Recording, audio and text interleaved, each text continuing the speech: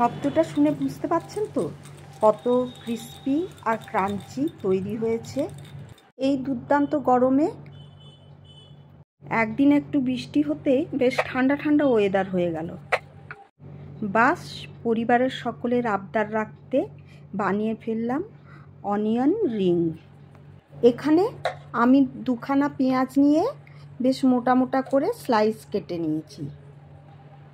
পেঁয়াজের স্লাইস থেকে রিংগুলিকে আলাদা করে নেব। এক্ষেত্রে পেঁয়াজের সাইজটা একটু বড় হলেই ভালো হয়। আমার কাছে মাঝারি সাইজের পেঁয়াজ ছিল, আমি তাতেই বানিয়েছি।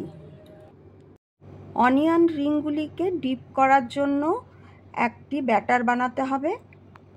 এখানে পরিমাপ মতো রুল ময়দা, 2 চামচ কর্নফ্লাওয়ার, আধ কাপের মতো চালের গুঁড়ো।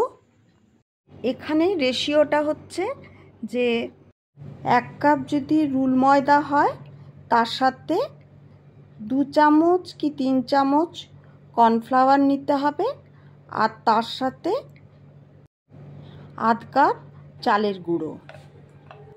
ছোট চামচের 1 চামচ নুন, 1 চামচ কাশ্মীরি লঙ্কার গুঁড়ো, 1 চিমটে খাবার সোডা। অল্প অল্প জল দিয়ে একটি পাতলা ব্যাটার তৈরি করতে হবে। তার মধ্যে পেঁয়াজের রিংগুলিকে দিয়ে দেব।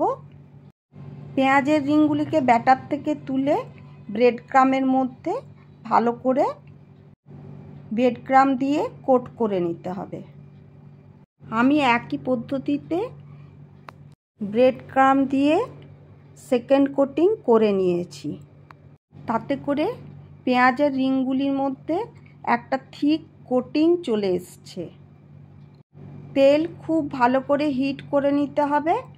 এরপরে এক এক করে রিংগুলি আমি তেলের মধ্যে ছেড়ে দিয়েছি। নমস্কার, আমি মণিদীপা। আমার চ্যানেল টেস্টিমোনিয়ালে আপনাদের সকলকে স্বাগত জানাই। রিংগুলিকে ছেড়ে দেওয়ার পরে আঁচটিকে মিডিয়াম হিটে করে দিতে হবে, না হলে কিন্তু রিংয়ের উপরগুলো পুড়ে যাবে আর ভেতর থেকে পেঁয়াজটাও বেশ ভালো সফট হবে না। মিডিয়াম আঁচে এপিট ওপিট করে রিংগুলিকে ভেজে নিতে হবে। কম উপকরণে এই ক্রিস্পি অনিয়ন রিং একবার বানিয়ে দেখুন। আমার এই ভিডিও যদি আপনাদের ভালো লাগে তাহলে একটা লাইক করে দেবেন। চ্যানেলটিকে সাবস্ক্রাইব করতে ভুলবেন না কিন্তু। আর আপনাদের কমেন্টের আশায় রইলাম। আজ তাহলে এখানেই থাক, দেখা হচ্ছে পরের আরেকটি ভিডিও নিয়ে। সুস্থ থাকুন, ভালো থাকুন, সঙ্গে থাকুন। ওপর থেকে চাট মশলা ছড়িয়ে বৃষ্টির দিন উপভোগ করুন এই রেসিপি।